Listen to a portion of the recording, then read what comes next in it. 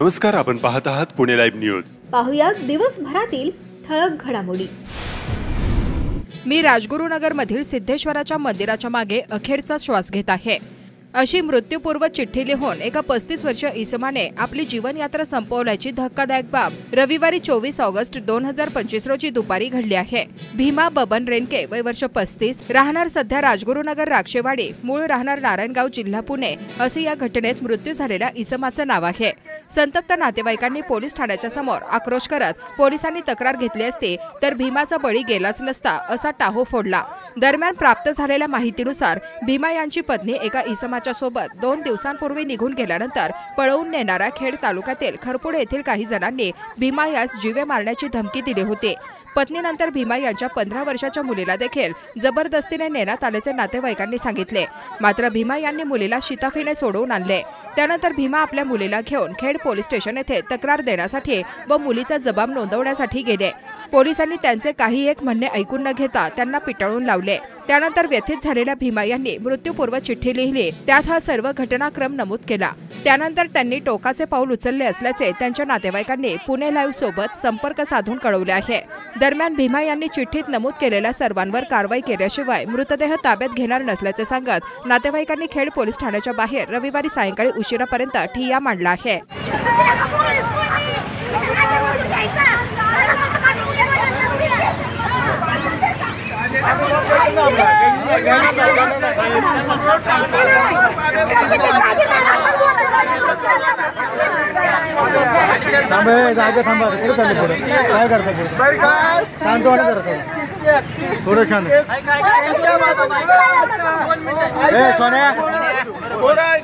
तुम्ही जर केस घेतली नसती भांडवल झालं असतं,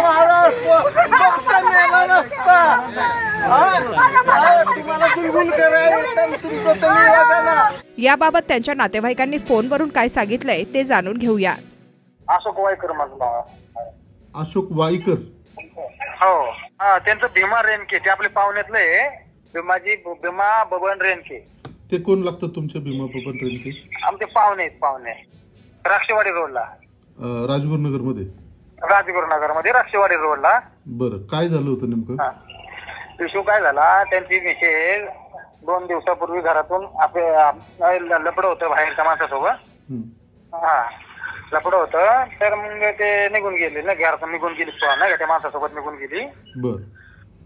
मग त्या माणसाने मग त्याला धमकी दिली. तो रेणके जो फाशी घेतली ना, त्याला धमकी तो बायकोसाठी आणायसाठी गेला त्यांच्याकडे, ये म्हणून समजून सांगून घेऊन आणण्यासाठी गेला. तर त्या लोकांनी त्याला मारून टाकायची धमकी दिली. आणि त्याची मुलगीला पण मारून टाकायची. त्या मुलीला त्यांनी बळजबरी घरातून उचलून घेऊन गेले. आश्रम मध्ये टाका. मुलगी जवळ 15-16 वर्षाची मुलगी असेल. बरं, आणि ज्यांनी पळवून नेलं त्यांचे नाव काय? त्यांचं त्या रमेश किसन गायकवाड आहे आणि दुसरा एक रमेश किसन काहीतरी दुसरं गायकवाड. तुम्हाला चिठ्ठी पाठवली, त्या चिठ्ठीमध्ये आहेत बघा त्यांचं नाव. अजित गायकवाड काहीतरी, अजित गायकवाड काहीतरी आहे. बरं, ठीक आहे. बरं, त्या मुलीला घेऊन जायचा प्रयत्न केला, त्याला नेलं का? त्या मुलीला घेऊन गेले होते आणि त्याला आश्रम शाळेमध्ये टाकायचा प्रयत्न करत होते. त्याच्या मुलीला, त्याच्या आई पण त्याच्या बाबासोबत होती पहिले. त्याच्या ज्याने पळून नेली ना, त्यांनी त्या मुलीला पण घेऊन गेले घरी येऊन. आणि मग तो परत मुलीला घेऊन आला, जो आता जे फाशी घेतली ते यशम, त्यांनी मुलीला घेऊन आल्यानंतर पोलीस स्टेशनला तक्रार द्यायला आला होता. तर पोलीस स्टेशनला त्याची तक्रार घेतली नाही, त्याला हुसकून लावलं त्याच्यामुळे. खेड पोलीस स्टेशनला हुसकून लावलं का त्यांनी? हुसकून लावलं त्यांनी. काही नोंद घेतली नाही त्याची. त्याच्यामुळे डिप्रेशन मध्ये जास्त गेला. त्याला गरीबाला न्यायच भेटला नाही ना. मग त्याच्यात त्याने पोलिसांना तक्रार केली. मग त्यांनी स्वतः चिठ्ठी लिहून आत्महत्या केली. कधी केली आत्महत्या त्यांनी? आता दुपारी 3 वाजता. आता तरी घेतली का नाही पोलिसांनी तक्रार? आता त्याचा जबाब नोंदवून पंचनामा करायचे म्हणतात पोलिस. अजून तरी आरोपी जे आहेत त्यांना त्याच्यावर अजून कारवाई केली नाही. त्यांनी सदस्य चिठ्ठीमध्ये लिहिलंय की जोपर्यंत आरोपीवर कारवाई होत नाही तोपर्यंत माझा माहीत ताब्यात घेऊ नका, असं चिठ्ठीवर नमूद केलंय. आणि त्याच्या घरचे काही त्याला माहितलं घ्यायला नको म्हणतात. बरं, आता ह्यांचं कोण कोण आहे दुसरं? त्या रेणकेंचे दुसरं कोण? आई आहे, मुलगी आहे, मुलगा आहे. अच्छा. आता त्याचे भाऊ बंद आहेत, त्याचे सगळे मावस भाऊ चुलत भाऊ सगळे. ते रेणके कुठले आहेत, मूळचे राहणारे? मूळचे राहणार मंतरचे ट्रेन. बर. आणि आता सध्या राजगुरुनगरला राहिलाय? राजगुरुनगरला राक्षवाडीत राहिला. बर बर. ते काय काम करायचे रेणके? मोलमजुरी करायचा. मोलमजुरी करायची. हो. आता कुठे तुम्ही पोलीस स्टेशनलाच आहेत का? हा, पोलीस स्टेशनलाच आहे. ओके. त्यांचं ते उत्तरीय तपासणी वगैरे झाली, पीएम वगैरे? पीएम वगैरे आता करायला गेलेत ना पोलीस लोक. तर त्याच्या घरचे म्हटले की आम्ही जोपर्यंत पोलीस त्याच्या आरोपी कारवाई करत नाही आणि ज्या पोलिसांनी त्याच्यावर हलगर्जीपणा केलाय त्याच्यावर कारवाई होत नाही तोपर्यंत आम्ही बॉडी हात लावत नाही. ओके. तुम्ही आता सगळे पोलीस स्टेशनलाच येतात सगळे लोक? हो हो. ओके.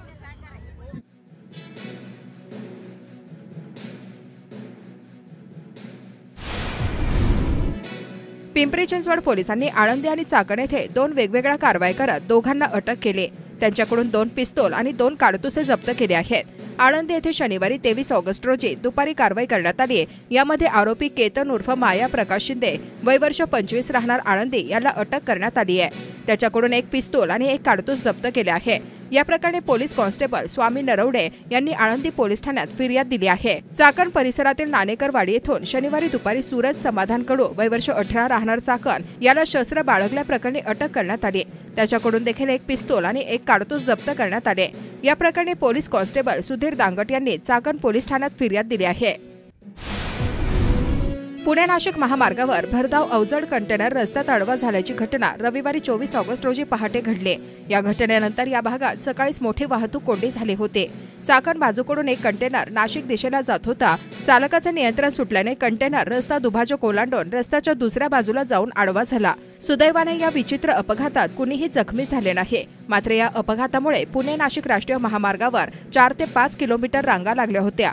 पहाटे घडलेल्या या अपघातानंतर सकाळी 7च्या सुमारास क्रेनच्या मदतीने आणि स्थानिकांच्या सहकार्याने अपघातग्रस्त कंटेनर बाजूला काढण्यात आला. त्यानंतर वाहतूक सुरळीत झाली.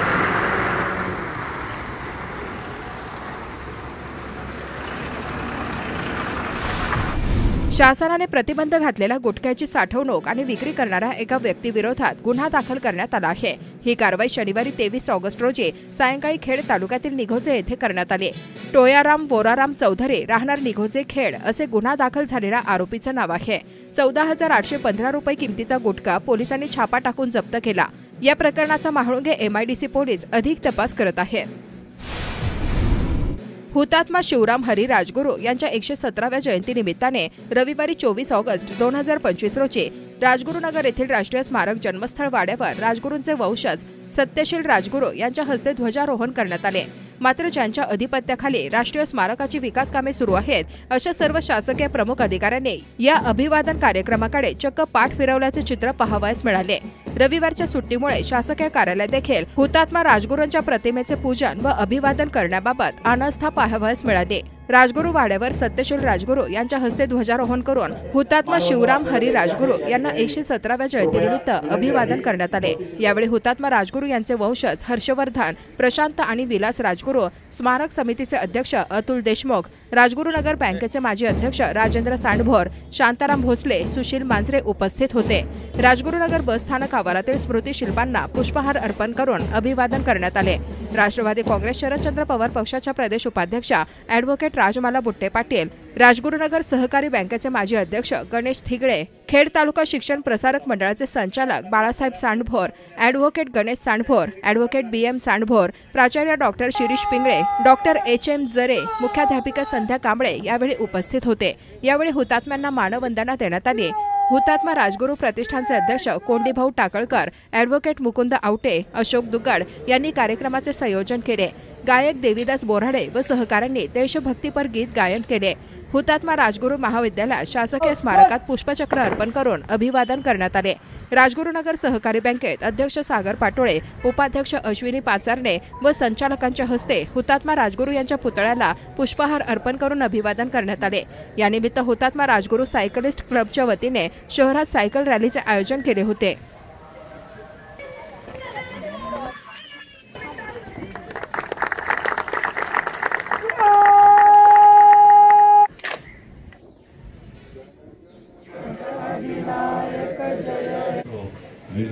स्मारकाचं काम पूर्ण मंजूर होईल अशी आशा व्यक्त करतो. शिवराम हरी राजगुरु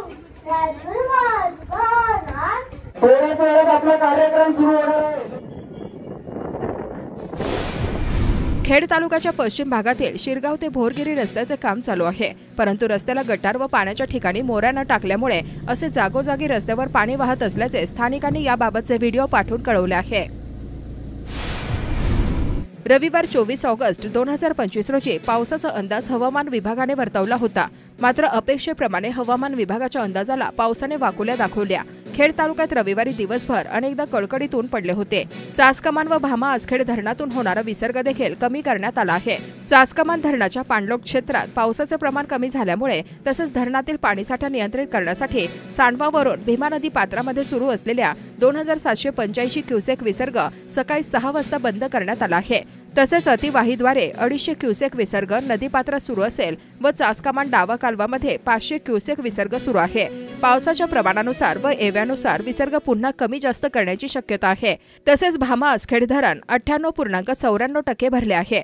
तसेच धरणाच्या पाणलोट क्षेत्रात पाऊस कमी प्रमाणात असल्यामुळे धरणामध्ये मोठ्या प्रमाणात एवा येत नाही. त्यामुळे पूर नियंत्रण करण्यासाठी सांडवावरून भामा नदी पात्रामध्ये सुरू असलेला 2412 क्युसेक विसर्ग सकाळी 5:15 वाजता बंद करण्यात आला आहे. मात्र पावसाच्या प्रमाणानुसार व एव्यानुसार विसर्ग पुन्हा कमी जास्त करण्याची शक्यता असल्याचे कार्यकारी अभियंता चासकमान पाटबंधारे विभाग पुणे यांनी कळवले आहे. दरम्यान रविवारी सायंकाळी 6:45 वाजता भामा आसखेड धरण 99.30% भरलेले आहे. तसेच धरणाच्या पाणलोट क्षेत्रात पाऊस मध्यम प्रमाणात सायंकाळनंतर सुरू झाल्यामुळे धरणामध्ये थोड्या प्रमाणात एवा येत आहे. त्यामुळे पूर नियंत्रण करण्यासाठी सांडव्यावरून भामा नदी पात्रामध्ये 612 क्युसेक विसर्ग रात्री 7:30 वाजता सुरू करण्यात आला आहे. खेड तालुक्यातील मोई येथील चिंबडी फाटा मोई दरम्यान शासनाने बांधलेल्या सिमेंट रस्त्यावर आरएमसीची वाहतूक होत आहे. त्यामुळे रस्त्यावर खडी सिमेंटचा थर पडत आहे. वाहनांच्या वजन क्षमतेपेक्षा जास्त मालवाहतूक करून नागरिकांच्या जीवाशी खेळ सुरू असल्याच्या स्थानिकांच्या तक्रारी आहेत. चिंबडी फाटा मोई सिमेंट रस्त्यावर यामुळे दुचाकी व चारचाकी वाहनांचे अपघात होत आहेत. मोई गावठाण मार्गे फलके वस्ती चिंबडी फाटा येथे होणारी अवजड वाहतूक त्वरित बंद करण्यात यावी अशी मागणी नागरिकांनी केली आहे. अवजड वाहतूक करणाऱ्या वाहनांवर ग्रामपंचायतीचे सीसीटीव्ही बघून दंडात्मक कारवाई करावी अशी मागणी होत आहे. नाशिक फाटा ते राजगुरुनगर खेड हा 28 किलोमीटर लांबीचा पुणे नाशिक महामार्ग उन्नत प्रस्तावित आहे. त्यामुळे सध्या चौकांच्या लगतच्या भागातील विजेचे खांब हलवण्याची कामे हाती घेण्यात आली आहेत. हा उन्नत मार्ग झाल्यास नाशिक फाटा ते राजगुरुनगर दरम्यान प्रवासासाठी लागणारा 1.5-2 तासांचा कालावधी अवघ्या 20 मिनिटांवर येणार आहे. त्याकरिता नाशिक फाटा ते राजगुरुनगर NH60 या मार्गावरील उन्नत मार्गिकेच्या प्रवेश मार्गासाठी elevated corridor, approach ramp, Khed तालुक्यातील नाणेकरवाडी, मेदनकरवाडी, वाकी खुर्द, वाकी बुद्रुक, चिंबडी, कुरुळी आणि चाकण या गावातील मोजणी करून भूसंपादन प्रक्रिया करण्यात येणार आहे. चाकण शहरातील वाहतूक कोंडी सोडवण्यासाठी मेदनकरवाडी, कडाचीवाडी, नाणेकरवाडी आणि खराबवाडी या गावांमधील जमिनींचे भूसंपादन करून पर्यायी बाह्यवळण रस्ते तयार करण्याचे नियोजन केले आहे.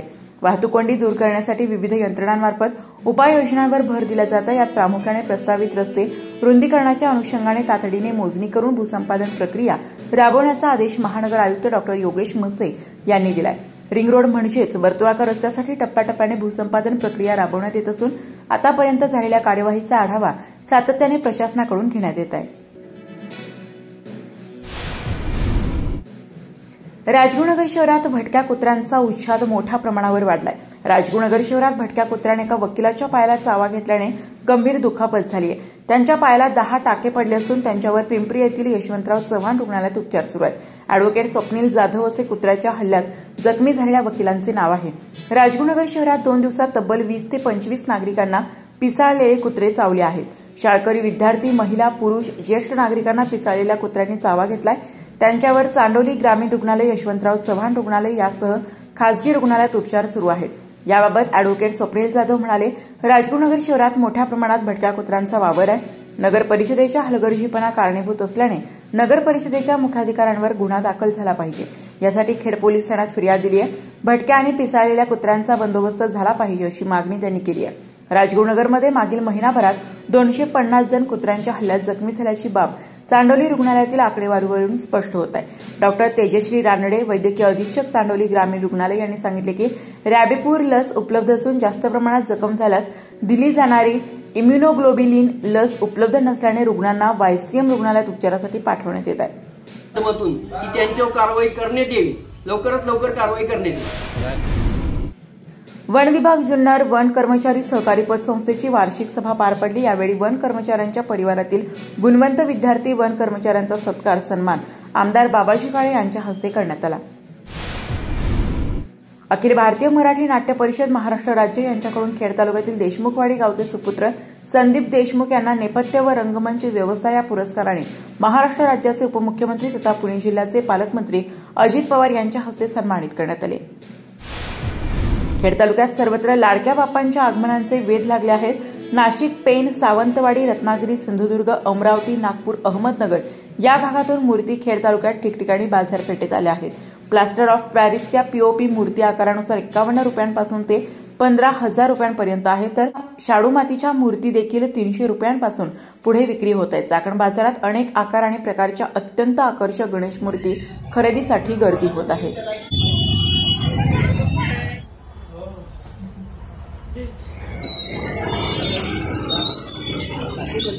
जसं की आपण पाहतात, आम्ही सर्व मूर्त्या काही पेनवरून आणल्या आहेत।